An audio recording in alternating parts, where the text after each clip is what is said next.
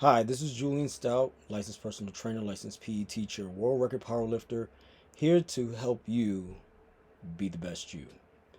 Today is a very serious topic for me from not only a emotional standpoint from the fact that we lost somebody in the entertainment community that I admired as a human being, but also this is personal for me because this is actually something that actually hits home for me in ways that cannot be described outside of people who know me deeply. Now, obviously, we're talking about self deletion. I don't want to turn around and get demonetized for discussing this thing, but I definitely want you guys to understand where I'm coming from. Depression is a very real thing. A a mental issue that very many people don't seem to understand. Um, every time I hear of somebody passing, it it gets to me, and the reason why it gets to me is because especially when they do it through self deletion, I I have a intimate understanding of what that is. Now, I've been suffering from depression probably all of my life. I don't remember any real point in time in my life where there wasn't a period in my life where I didn't have this motions. There would be times where I would feel like I'm alienated from other people as a child, and as a result, I would just hide in my room, cover myself with the covers, and cry myself to sleep in a corner, self-imposed corner, ironically, but it was a corner nonetheless. And it's the easiest way that I can explain it is that whether real or imagined, it is a deep, profound sadness that you you tend to feel, and nobody really truly can get you out of it. Um, the last real time I suffered from it, it was my wife's love that brought me out of it. Um, I I heard the reason why I'm bringing this up is obviously because Stephen Twitch Boss passed away 1 mile from his house. He went to a motel that far away and committed self deletion. And the weird thing is the even from a place of intimate knowledge of this, I was taken aback because it seemed like this man had everything going for himself. He's a successful business person, excellent dancer, obscenely in shape from what, you know, a good looking guy who's very successful with a loving, wonderful family. And the first question that popped into my head was, what are you doing? And I had to stop and take notice because somebody might feel that way about me if I were to put myself in that position. If it were to be, if the shoe was on the other foot and it was me, if you were to look at my life in certain ways, you would turn around and wonder, well, dude, you're a PE teacher, you're a power lifter, you're a personal trainer, you're not bad to look at, you know, you've got success. Why would you be depressed? What will you be depressed about? Well, the funny thing is that in my years of understanding it, mine's comes in waves and mine's comes in different scenarios. It's never the same, because I think that once I've gotten through one, I think I've got a lid on it to a certain extent. But one of the things that rings true to me all the time is this one video that I've watched a bajillion times. And the sad part is my heart goes out to him because I understand him fully. I am not as successful as a professional athlete. I'm successful in my own right, but I'm not as successful as many professional athletes. And but when I heard him talk like this, it really, really, really set home for me. So I'm going to turn around and I'm going to play this video for you. And when I play this video, I want you guys to understand where this mindset comes from. Where I'll touch base on it a little further here shortly. So let's do that.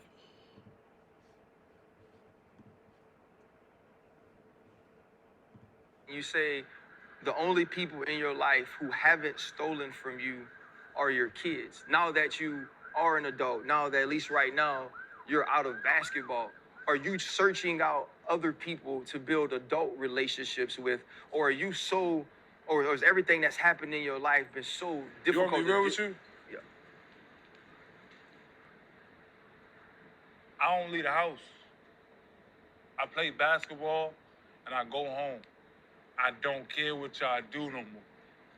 Like, all I care about is playing basketball all day. I go home and I try to talk to my kids as much as I can. I don't see them as much as I can because I'm not traveling as much no more. I don't know what to expect when I leave this house no more. You know what I'm saying? I don't talk to nobody. You know what I'm saying? I've reached out and I've reached out and I've reached out and I've reached out and I've reached out so more that I gotta die with some kind of dignity. B, that's not sustainable. Like, you too young, bro.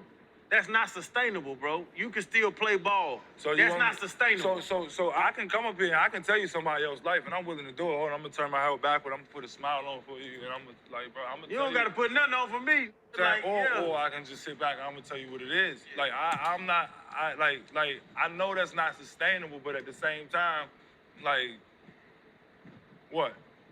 Please, none of us can do it. None of us can do it alone, bro. Reach out. Go out. You Go, have to wait, change, go out change where? the narrative. Go out where? Go out, talk to people, interact with people. Like, bro, real talk. I'll call us out. Us three. Bro, you be in Miami? Y'all party. I don't party, bro. No. We don't party, bro. I'm talking about you have kids, I have kids. Come to my house. We can get bounce houses for the kids. We can sit back on the porch, drink a couple beers, drink some wine, hang out. Like, bro, that's not a normal. Now, one of the things that I want to point out is, in fact, that I totally get where he's coming from. The time where I strongly considered to do the unthinkable was at a time in my life where professionally and personally I was at my lowest. As a professional in the military, constantly getting nitpicked about every living thing that I do, having negative consequences when I want nothing but success, it took a toll on me. It took a toll on me in such a way where I dreaded going to work in the morning.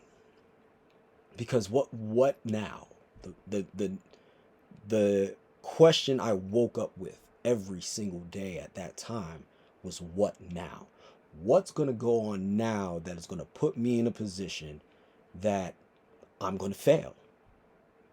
And if failure is going to be the constant with no crease of success, what's the point? What's the point in getting up every day? What's the point in putting on that uniform every day? What's the point in showing up? Well, I try to hold on to something. There's something there's something that I would personally try to hold on to. And when you get figuratively punched in the face over it, it tends to then make you not want to reach out and grab onto anything anymore. So, for instance, I tried to lean on the love of my my former spouse. I tried to lean on the love of my family, and it was all chaotic at that time. Family members arguing with each other. I'm stuck in the middle. Nobody's really giving me any real advice that I could actually use, or that I felt that I could use at that time. And I had it in my head that I knew how I was going to do it. And somebody jumped in my car and challenged me that if I'm going to do it, they're going with me. And with everything in me, I'm telling you this, they know who they are. I looked them in the face and I said to them, you better be glad I like you. You better be glad I like you. And, or else, we were going to go for a ride and it wasn't going to be pretty. And the thing is that this man felt complete despair because he felt like there's nobody out there that he could trust. And at that time, when you've got people you love that you think loves you back, when you think that you got people that are behind you, that'll stand up for you, that'll look out for you, that'll keep you safe from harm, so to speak, and they just get out the way and watch the bullets hit you, then it, again, the question becomes, what's the point? I felt bad for this man. That's Michael Beasley, by the way. I don't want to make it seem like I don't know who he is, or I don't want to make it seem like I'm not intimately knowledgeable about him as a person. As far as a professional athlete is concerned, I don't know him personally, but I don't go out. I don't hang out with people. I don't really like put myself out there because I don't want people in my business to weaponize all there is to go on in my life. Unless you are somebody that has known me my whole entire life, knows my story inside and out, I don't want you in my business, because the minute you're in my business, all I know is you're going to do is you're going to battle rap me. You're going to turn around and twist whatever unfortunate circumstances that I found myself in, whether it's out of ignorance or whether it's out of stupidity or whether it's a success or whether it's a joy. You're going to take that and make it ugly. And as a result, I can't trust you with that. I can't trust you with my life. And I'm not going to give you my life to run with and run tell that. So when when you reach a certain level of success, then now the question becomes, what are you here for? And I understand his mindset. What are you here for? Are you here because you want tickets to the game? You want me to endorse your product so you can make a couple bucks off me? You want me to buy you a house? You want me to buy you a car? Do you want me to, make a baby with you so now you can take me for child support? Do you want to, live off of my name? What is it that you want from me? Because it's clearly not me. And I get it. I totally get it. But there is a huge but to this. When the people that love you no longer has you, what else is there? There are people that genuinely love you. And I want you guys to understand that despite what you might believe, there is always somebody that loves you. And even when you don't believe it, or even when it's hard for you to see, there might be a fan that loves you, genuinely loves you. There might be family members that you don't interact with often that actually genuinely love you. It might be people you do interact with that genuinely love you, but they have been too nervous, too scared to really say anything because they're afraid you might cut them off in every sense of the word, not just emotionally and physically, but also financially. And all of that plays a huge role. But in Twitch's case, I didn't understand because, I looked at it from a personal standpoint, like, you're not short, you're not bad looking, you're not lacking love in your life, you're not lacking success in your life. What would make you feel that way? What mistake did you make that would make you feel like there's no going back? I've made some really silly mistakes in my life. And by the grace of God, I've managed to come back from them. By the grace of God, I've been able to take those lessons and put them in a position to remind me what's out there. But I will tell you, I struggle with these thoughts all the time. I fight. As a matter of fact, that is what I've decided to do. Instead of just laying down and deleting, I try to fight as hard as I can. Does that mean that I'm going to be successful each time? Probably not. It only takes one really bad day for you to hit that point and be successful at deleting yourself. But the thing is that it's not as simple as this. I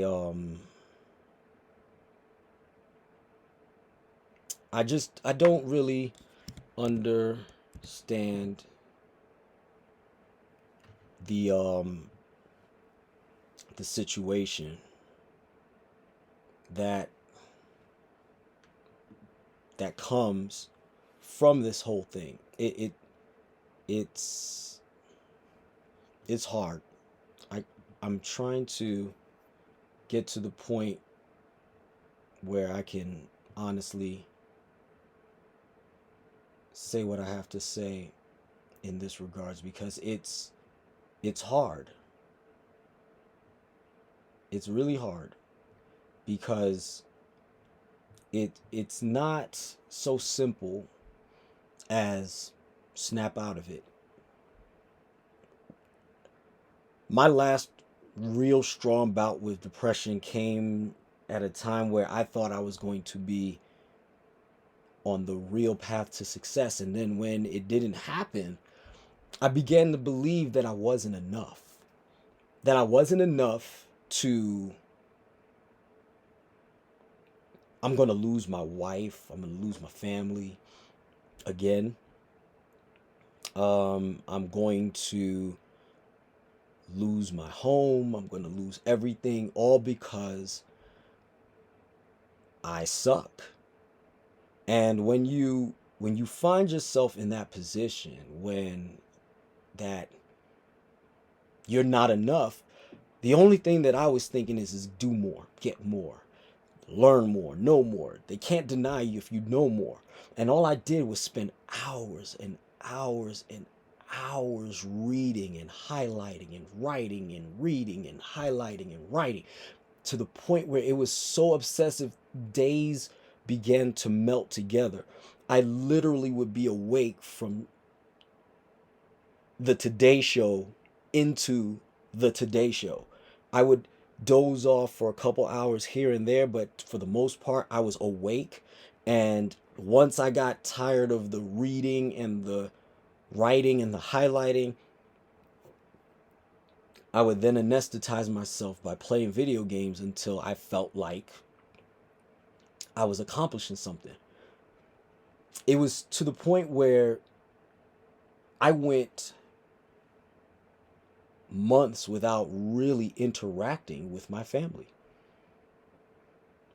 It would be a conversation here and there, quick, back to the point, and then I would be back on the couch, books all surrounding me on the couch and on the floor in front of me, and notebooks and highlighters. And then after that, the controllers and the it whatever you can think of, the video game console, handheld consoles, everything. It was just constant on repeat. And then if I wasn't doing that, I was watching late night television, into morning television, back into late night television, and it was just constant. And it took the hand of my wife to reach out to me and make me see the reflection of myself that I could not see at the time. And ironically, I made some decisions at that point to do certain things a certain way, and it led to the one step that led to the next step that led to the next step of my success at this point. But all it would take is, who knows, another setback. But like I told you before, when I have setbacks now, I try to fight. But that trust in people, it's hard to it's hard to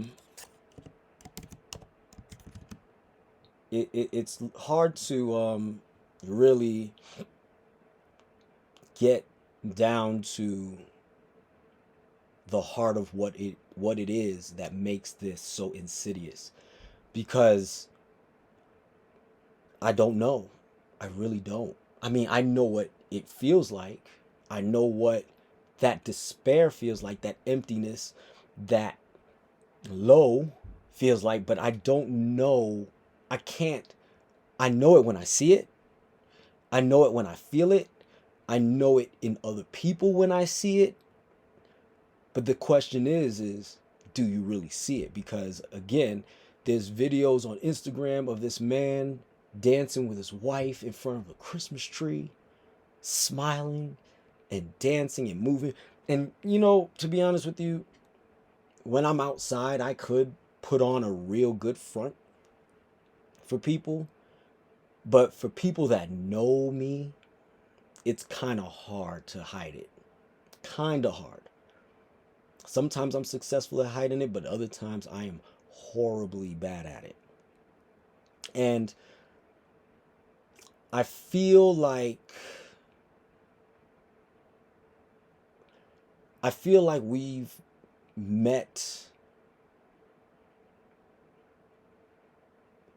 somebody that we thought had it together. They had all of the things that you think you would want out of life, and then only to really find out that whatever they got going on ain't what you thought it was. Some people have been fortunate enough to make it to the other side and tell their story, and then you're shocked to find out that they're going through depression, that you're shocked that, you find out that it's just wrong. It's just wrong.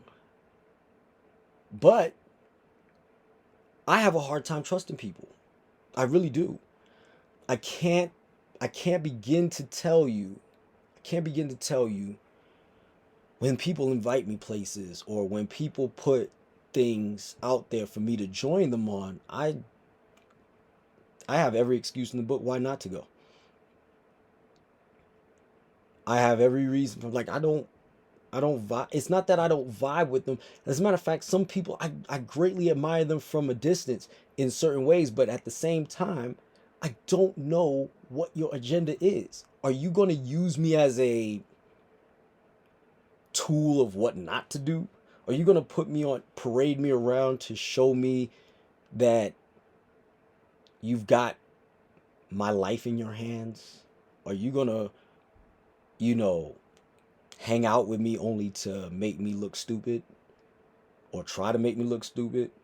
Are you going to try to measure me against you because I got something that you think you want when you have no idea what you're in possession of, and making you feel insecure in yourself to the point where you're going to try to pull me down with you. And that trust of humanity is very, very hard for me. It it's a lot. Now, profound sadness when appropriate is always okay. It's not I'm not telling anybody to pretend to be happy, because that's not the way you deal with this. You don't pretend to be happy. You work your way back to happiness. That's the best way I could do it. And, if you can't do it, seek professional help. I'm fortunate that I am surrounded by people in my life that actually are licensed psychologists.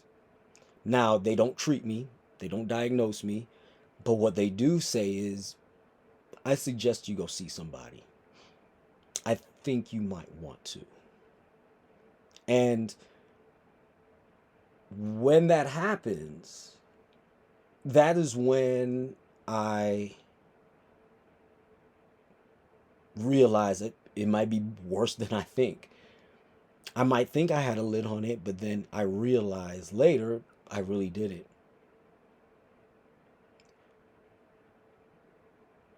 If you find yourself in a position where you're sad for weeks or you're obsessed for weeks, you are constantly berating yourself for long periods of time about the position in life you are, or if you're too focused on the mistakes that you've made as opposed to the joys that you bring, you might want to see somebody, because I don't want you to I don't want you to find yourself in such a place where you drive a mile down the road, check into a hotel, and delete yourself.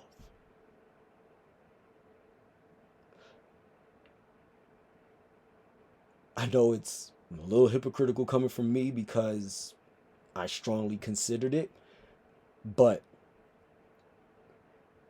I felt like at that time that there was nothing that loved me at that time. I've had romantic failures at that time, a string of them, as a matter of fact. I had professional failures at that time. Some of it was perceived and some of it was real. And then